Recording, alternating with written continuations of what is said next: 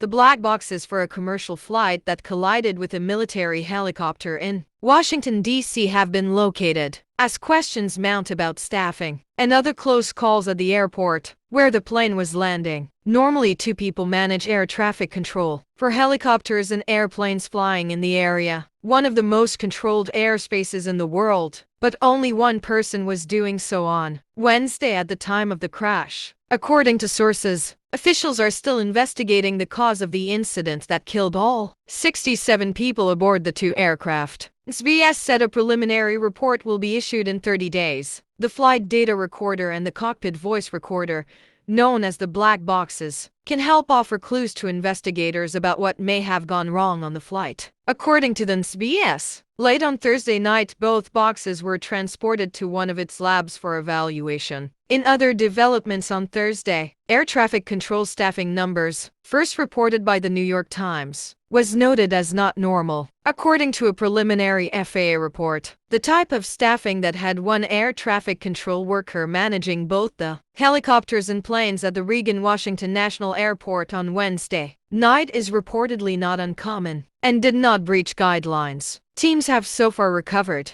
27 bodies from the plane and one from the helicopter. At a White House briefing on Thursday, President Donald Trump began with a moment of silence and a prayer for victims. He said, "We can only begin to imagine the agony that you're all feeling," adding, "Our hearts are shattered alongside yours." Trump on the cause of the collision, suggesting without evidence that lower hiring standards for air traffic controllers in the FAA under previous administrations run by Democrats may have been a factor. Trump also signed an executive order to appoint a new head of the FAA. "It's a tragedy, a horrible loss of life for those 64 souls on that civilian airliner. And of course the 3 soldiers in that Black Hawk helicopter," said new Defense Secretary Pete Hegseth on Wednesday.